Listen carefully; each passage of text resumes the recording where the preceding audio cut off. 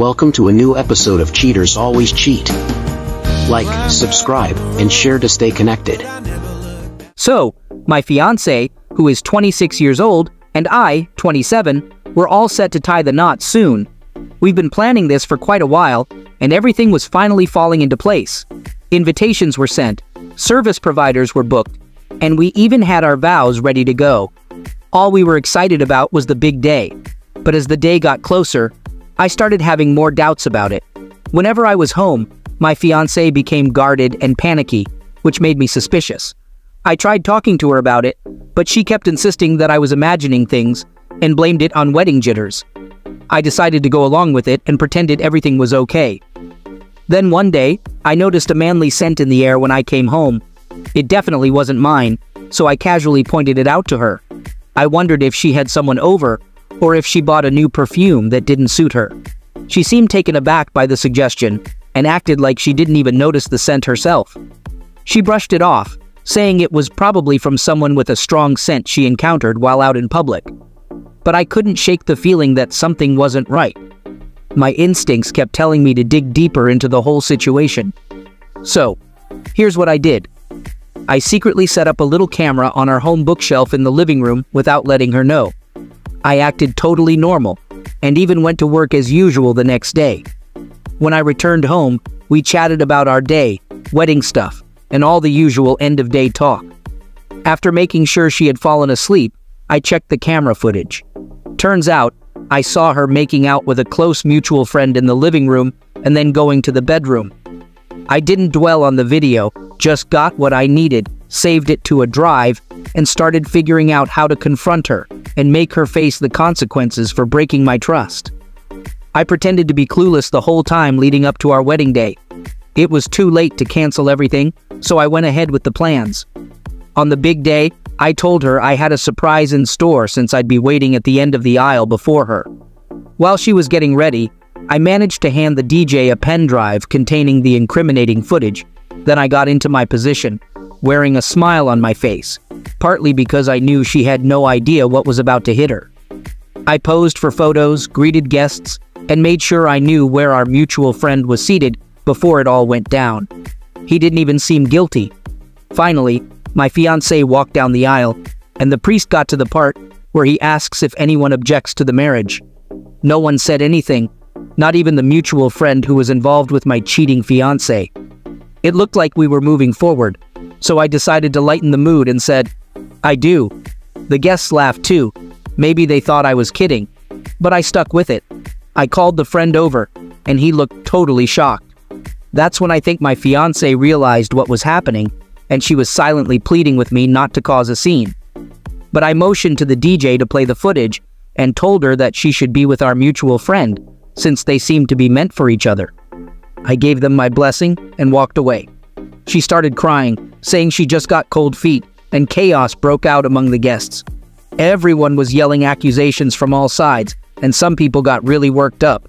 The priest was bewildered, my fiancé was in tears, and the mutual friend disappeared into the crowd. Needless to say, we returned the rings, and I told her we were done. She and her family are not happy with me, claiming there was a better way to handle the situation.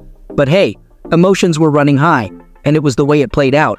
I really let them have it about my fiancé's promiscuous daughter, and demanded they pay me back for all the money I spent on the wedding. Otherwise, I threatened to post the video on my Facebook. My ex totally freaked out at that, so I'm hoping they'll cough up the cash soon. That's the messy situation I'm dealing with right now. Update. My ex's parents agreed to reimburse me when they looked all stressed. I think it's probably coming from their retirement savings. I feel bad for them, to be honest. I'm a 40-year-old guy, and back in November, I left my ex-wife Z, who is 37. In March, she convinced me that we should open our relationship after about 3 years of her shutting me out physically, sleeping on the couch, and claiming she might be asexual and not interested in sex anymore. She said we should do this for me, and mentioned she already talked to a mutual female acquaintance A about having a threesome, and A seemed interested. I was like, okay, but I had 3 conditions. We could each veto bad partner choices, we'd use protection, and we'd be honest about everything. About a month later, Z asked me to take the kids to my parents' place for a weekend, so she could have a friend from work over for drinks and a movie. I brought up our thing with A, and she acted like she didn't know what I was talking about, saying she barely knew A. At that time, she had me convinced that I needed antipsychotics, against my doctor's advice, and that I was schizophrenic, making me doubt my own memory and judgment. During that time, I messaged A on Facebook, and she confirmed that Z hadn't contacted her at all. So I confronted Z about it, and she denied ever discussing anything with A, claiming it wasn't my business. When I got back home after visiting my folks, the living room smelled like Zex, as if they had a wild session on the couch and didn't even bother covering it up. I checked my outdoor security cameras and accidentally overheard them having a smoke break. I didn't want to listen, but I couldn't stop myself. I heard her saying how things would be different if I wasn't in the picture, and then they did stuff outside on the porch after midnight, right in view of our neighbor's windows. She even had the nerve to say, "I thought you were asexual now." When I questioned her about it, she replied, "I never said that, maybe you need more meds." It was so hurtful. Over the next few months, I took the kids away every weekend and watched them too, 3 times a week so she could go on dates. Our date nights became even worse. She started having sex with me once a week around that time, but she still wouldn't sleep next to me. The whole situation was just heartbreaking and confusing. The following week, she went and found a date on FetLife who physically harmed her at her request, leaving her black and blue. It was so severe that she had to take a week off from work and didn't even leave the couch. I was absolutely devastated. Realizing our relationship was in trouble, I searched for a couples therapist named T. However, Z refused to see her just because T happened to be black. Before finding T, I made sure she was capable of helping me deal with my issues independently, and I started regular therapy with her when Z backed out. Over the next few months, I really tried to be okay with the open relationship, even though I couldn't find anyone interested in what I had to offer. Z suggested it was because I was too old, fat, and unattractive. In an attempt to understand her needs better and why I wasn't meeting them, I met and befriended her regular partners. But during this time, I discovered she wasn't using protection with any of them. There were about 6 or 7 other guys by then, from what I could tell. Ironically, the only people I engaged with in the open relationship were 2 of the guys Z was frequently hooking up with. She made me feel guilty for every step I took in the open relationship, so I started hiding these interactions from her. Back in August, I got into a 5-car pileup, lost my new car, and got a severe concussion. It left me with loads of debt, a $600 monthly car payment, and no car to show for it. I started working even harder to make up for the financial gap, only taking 1 day off each month to hang out with a friend, who she was seeing at the time, and his girl, and we'd usually end up getting drunk at their place. During all this, I was also taking care of our 3-year-old and my 11-year-old stepdaughter whenever Z wanted to sleep away. It was tough, and the lockdown made me feel even more isolated and lonely. Then Z found out that I was having threesomes with her first open relationship boyfriend and his girlfriend when we got together a couple of nights a month for drinks. She exploded and accused me of being a deceiver, a cheater, and a liar. I didn't even know that was against the rules, since she hadn't told me all the details of her open relationship. So, I stopped hanging out with them, hoping to make things right. She immediately dumped that boyfriend. After that, she brought home another guy, C. I didn't trust him, and tried to veto him. I knew him from before, but Z said it was none of my business, and that I had no say in the matter. C and I were buddies back in high school. One night, when we were both around 19 or 20, he showed up at my parents' house with a busted nose and a black eye. His dad had beaten him up badly, and he said he was leaving our hometown forever. I made a big decision that night and quit my job and broke up with my girlfriend. We both hitchhiked to a big city together, but after about 2 weeks, he left me high and dry with nowhere to go. He was done with the homeless life and just called his mom to buy him a bus ticket back home. I was stuck in the city, and it took me nearly a year to find my way off the streets. I had to do some sketchy stuff for some shady people just to survive and get food. I really regretted having to associate with such dangerous folks, and one night, I saw something that made me realize I had to leave town. Thankfully, I had managed to save some money by then, so I got out of there. I returned home, but C and I avoided each other for almost 2 decades. Out of the blue, Z and C fell in love, and she didn't hold back about bragging to me about his Johnson's size and cross-dressing skills. I tried to be chill with everything, and even rekindled my friendship with C, letting him into my inner circle. He got really close. During this time, I think someone was giving me hormone blockers without my knowledge, and it led to a gender crisis at 39, leaving me feeling lost. Then in October, C asked me to divorce Z, so that she could have the baby they had been talking about. I confronted her about it, saying, "He asked me to leave you. He made it sound like that's what you want. I won't stick around if that's what you want. I'm asking you to choose me over him and stop seeing him." Her response was, "How dare you make me choose?" So I said, "Fine, I'll make the choice for you." About 30 days later, I got an apartment with a close friend and continued to stay in touch with my 3-year-old. C moved into the house right away. I paid $2,000 a month until Christmas to avoid causing financial strain on the people I care about. Now, I'm paying around $1,000 a month in support, and I see my 3-year-old twice during the week, and she spends Saturday nights with me. Z is using the family justice system to demand more time so she can have more free time to be a grown-up. I don't get how she feels entitled to anything more at this point. During Christmas, I had to stay away from my kids because I felt like I was going to die before the new year. I didn't want them to think my sadness had anything to do with them.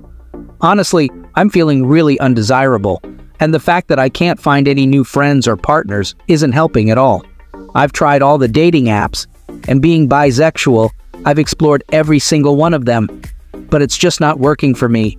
It messes with my head that someone like her can be loved by many, while I can't even find one person to love me.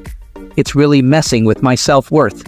If I'm not worthy of affection, love, and respect at 40, I'm starting to lose hope that I'll ever get it. What's the point of life at this age if I can't have that? Update. Just to be clear, for whoever else you're including in this email, I asked you about the daycares you checked out for our daughter, and you scowled at me and gave a vague answer like, "Ones with programs," without giving any real details. I wasn't being rude when I asked. I simply said, "That's not the answer to the question I asked. See you later." I have every right to know about what's happening in our daughter's life, and you need to communicate with me when I ask for details. I shouldn't have to figure everything out from what she tells me, especially since she's only 4. So, please stop twisting things after the fact and trying to make me look like the bad guy here, in case you've forgotten or convinced yourself that you weren't to blame for our marriage falling apart. Let me remind you of the events leading to our separation.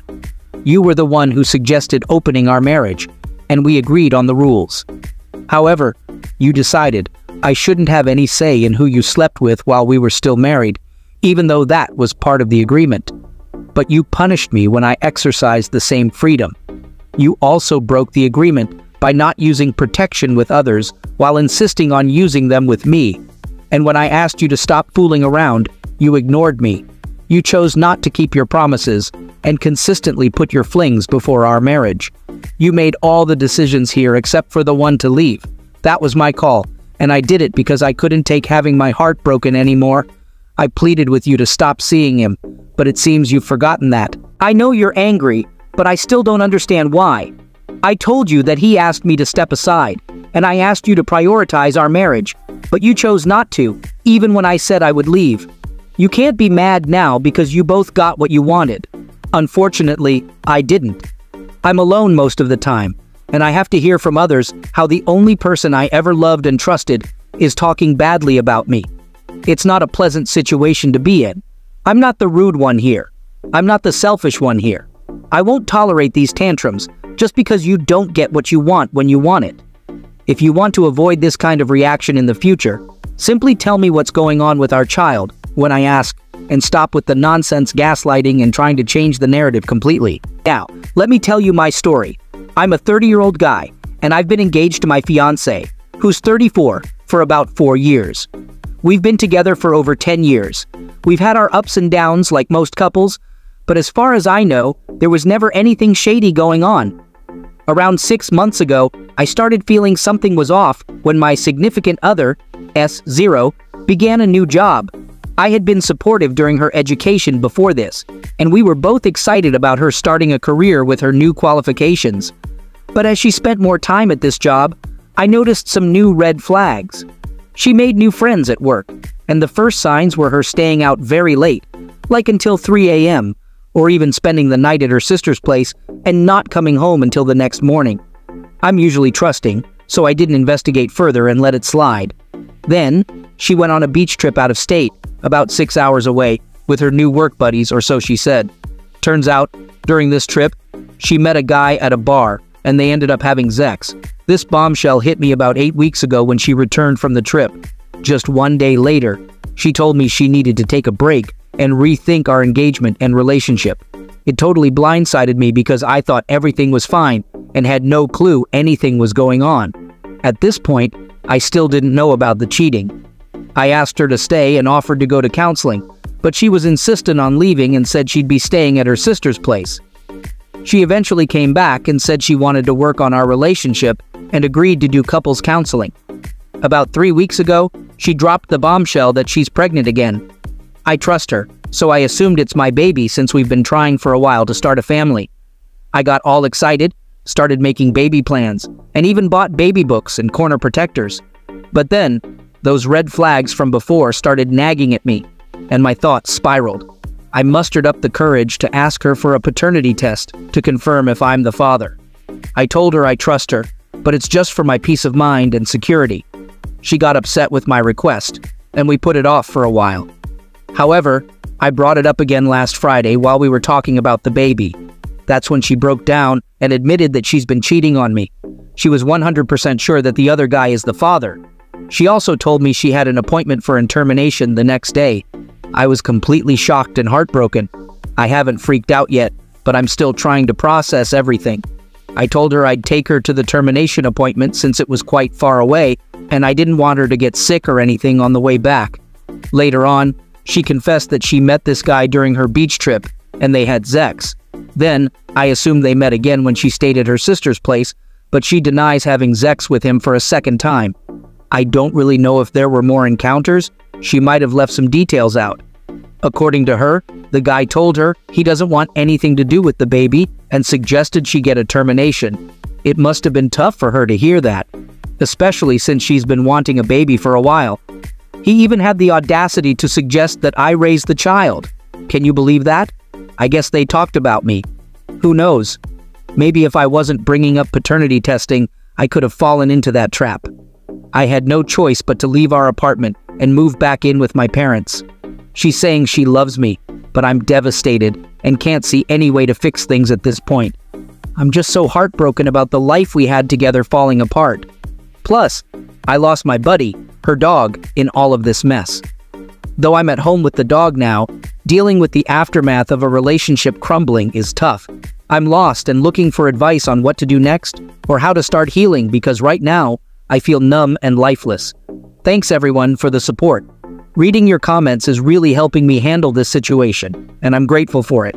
I've already moved out about 85% of my stuff. The rest is in storage, all bundled together, so I'll need to schedule some time with my ex-fiancé to go through it. Once that's done, I'll be completely moved out. I made sure to take everything valuable with me. Regarding the lease, it was canceled, but she hadn't fully moved out yet, so I had to help her get rid of the remaining items. It turned out not to be as much as I thought, and we cleared everything out in about 2 hours. After that, I said goodbye without any affection and left, and I haven't seen her since. The only other thing left was the car insurance, which I canceled and got a new policy. I texted her about it, giving her 10 days to find a new policy. I gave her plenty of time to sort it out, but I don't know what she did, and honestly, it's not my problem. I haven't spoken to her since I sent that text, and she hasn't tried to contact me in any way. I don't actually want her to reach out to me. In fact, I'm quite glad she hasn't tried to call or anything.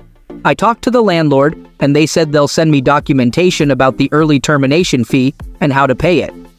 When I went online to their renter's portal, my account was deactivated, so I can't see anything there. The landlord mentioned they already have another renter lined up.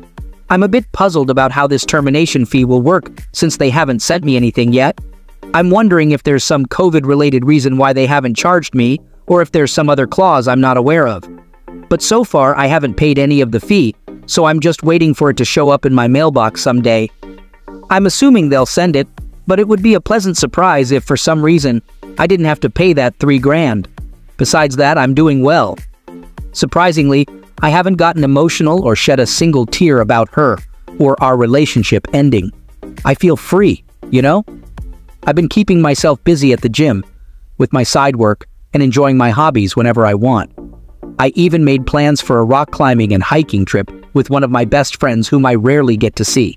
It's so liberating to do things I want without having to check with someone else, worry about money, or coordinate schedules.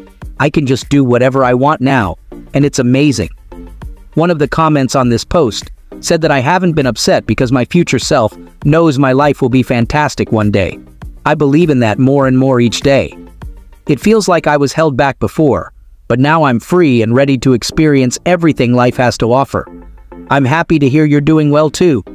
I hope you've put the past behind you and moved on with your life. Your ex-fiancé probably only stayed with you because you provided stability. I don't think her affair partner was the only guy she cheated on you with either. The only reason you found out about him was because she got pregnant and you asked for a paternity test. It's heartbreaking to realize someone who claims to love you can hurt you that much. She was willing to let you take care of the child knowing it wasn't yours. Thank goodness you asked for the test. I'm glad you were able to leave that relationship with her. You deserve way better than her. My wife and I first met in 2008 while we were both traveling. It was one of those classic movie-like moments in Madrid.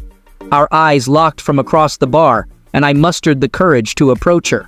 That night, we ended up going home together. The following 3 days were filled with passion, fun, and lots of sun. We decided to stay in touch. After that, she went back home, and I continued my travels. We started a year-long long-distance relationship before I eventually moved to be with her. During that time, she confessed that she had cheated on a previous boyfriend and felt remorseful about it. However, she also believed that her ex's decision to break up with her was excessive, considering it was only a kiss. Looking back, I realized she might have been testing my reaction, and possibly even cheating on me too. While I can forgive and move on from that, since it was in the distant past and related to long-distance struggles, what happened last week is a different story. I made it clear that cheating was a deal-breaker for me, and I warned her that if I caught her even flirting with another man, I would end the relationship. To me, violence and cheating are the two absolute no-nos in a relationship. A year after I moved, we tied the knot, and a year later, she became pregnant. I was thrilled. However, she appeared distant, sad, and anxious during the first 2 months after finding out about the pregnancy. After some prodding, she finally broke down and confessed that she had a one-night stand around the time of conception, and there's a chance the baby might not be mine. Devastated, I hopped on a plane back home and cut off communication with her for a month. I didn't respond to her messages or calls. Eventually, though, I gave in and we talked. She said she'd get an in utero paternity test, and if the baby wasn't mine, she'd terminate the pregnancy. But she wanted me to come back before she did anything. I decided to return, and she underwent the test with me in the room. The results came back, confirming the baby wasn't mine. I told her she needed to schedule the appointment for the termination that day, or else I'd go see a divorce lawyer as soon as I left the hospital. Reluctantly, she booked the appointment for a week later. On the day of the appointment, I drove her and held her hand. I understood that a termination, no matter the circumstances, could be traumatic for her. In the car, she broke down in tears, begging me to reconsider, make it work, or anything but go through with the termination. But I looked her straight in the eye and said, "Do whatever you want with your body and your life, but I won't raise a child that isn't mine. That kid would constantly remind me of your betrayal, and I can't put myself through that. So it's either termination or divorce." Just to clarify, I wanted a divorce right away. When she hesitated, I immediately leaned towards divorce. I never tried to convince her otherwise. I did advise against termination, but she wanted to keep the baby and save the marriage. She made it clear that she'd terminate if I left, even if the baby was mine, and that she wanted specifically to keep the child and have me raise it with her. But that wasn't happening. She asked if I'd give her another chance if she had the baby, and I said yes because I still loved her. But honestly, I wasn't willing to play the role of a father to a child born out of her infidelity. In the end, she chose the termination. She had complications, and bed rest was needed for a month. But things changed after that. She became distant, unaffectionate, and cold. The spark between us was lost. I tried my best to salvage the relationship, but she didn't seem interested. One night, after a few drinks, she confessed that she resented me for making her choose about the termination. In the heat of the moment, I lashed out, telling her she deserved to suffer for what she did. I regretted those words instantly, even though they expressed how hurt I truly felt. One day, when I came home early from work, I found her crying on the couch with a man I knew well, a co-worker of hers. The look on their faces said it all. He was the father, and their affair had been going on for 3 months. I'll never know if that's the whole truth, but I've stopped asking because it's too painful. I initiated divorce proceedings and kicked her out of the house right away. She pleaded and cried for months, and foolishly, I gave in and took her back. I made it clear that she had to quit her job and cut contact with the other guy. She agreed and made the call immediately. We decided to move away from her city and bought a house in my hometown, on the other side of the country. We went to marriage counseling, and it helped us improve. It was a slow process, but we got stronger together. We both decided to be completely open about everything, and we accepted that as our new norm. As time passed, I stopped snooping on her phone. Our relationship was great, our intimacy was satisfying, and we loved traveling together. We even started talking about having kids. We tried to conceive for 2 years, but no luck yet, though we had a lot of fun trying. This went on for years, and I felt completely secure and open with her when the recent incident occurred. She had been a bit distant for a few months, but I wasn't overly concerned. Whenever I asked her about it, she'd reassure me and be affectionate. But when left alone, she became quiet and sought her own space. One night, she was out drinking with friends, and I was at home. I woke up at 4 a.m. and heard her talking downstairs. When I went out to ask if it was her, she didn't respond. I had a feeling she was on the phone, and considering the late hour, her recent distance, and her questionable loyalty in the past, I decided to eavesdrop. She was giggling and flirting, saying stuff like, "I miss you too," and "I love you too." I knew it was him. I was sure of it. Then she started talking about the hotel, how great the room service was, and when she could see him again, and I couldn't take it anymore. I stormed down the stairs like a raging bull, and she knew she was busted. She started yelling, screaming, and cursing at me, trying to cover up her tracks. She said she had been to a doctor, and during the termination, they discovered some kind of problem. She was drunk, slurring her words and crying. But amidst all the chaos, she admitted that her uterus had been damaged, making it unlikely for her to ever carry a baby to term. She had found this out 3 months earlier, right around the time she started pulling away from me. I snatched the phone from her hand, and she tried to get it back. We wrestled back and forth until I pushed her onto the couch and told her not to move until I said so. I sat on a chair opposite her and went through all the details. There were half a dozen text messages from him, asking when she'd leave the bar and saying how much he missed her voice and how much fun they had together. Obviously, all the other messages had been deleted, but she hadn't gotten a chance to erase the ones from that night yet. I read the messages out loud, and she glared at me with anger in her eyes. I kept asking her to explain herself, and eventually, she jumped up and started screaming again. She yelled that she took a day off work and drove to meet him halfway, spending the whole day with him in a hotel. She said that when she got the news from the doctor, she saw me as an enemy, and he was her ally. She screamed that she wasn't sorry and that I had ruined her life. I yelled back that I was glad she got the termination, and if I could, I would also make him disappear from her life. She slapped me across the face, so I slapped her back, equally tough. It was open-handed, but I hit her much harder than she hit me. She fell back onto the couch, stunned and in disbelief, holding her face and starting to sob. She reached for her phone and I grabbed it from her, then threw it, smashing it against the wall. I went up to my room and paced back and forth, while she stayed downstairs crying, and that's how we spent the night until morning. When I went downstairs, she was asleep. I woke her up and told her to take a shower and leave. I had already scheduled an appointment with my lawyer to file for divorce, and she couldn't stay in the house while I was gone. She cried and pleaded with me not to go through with it. She claimed she was drunk and didn't mean what she said. She admitted that she made up the story about meeting him just to hurt me, and that I was the only one for her, and so on. She apologized for hitting me, and said she didn't need an apology for me slapping her back because she deserved it.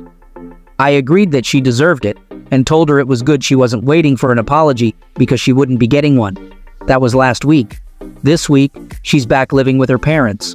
She calls me 10 times a day and sends long, weepy text messages that I don't read or reply to, as my lawyer advised me not to contact her unless through him. I'm proceeding with the divorce. Update. An important note I forgot to mention earlier, and I've answered it in various comments now. She told me she didn't want to raise the baby alone. If I divorced her, she would go ahead with it. She didn't want to keep the baby, and I convinced her to get rid of it. However, she wanted both of us to keep it and raise the child of the man she cheated with.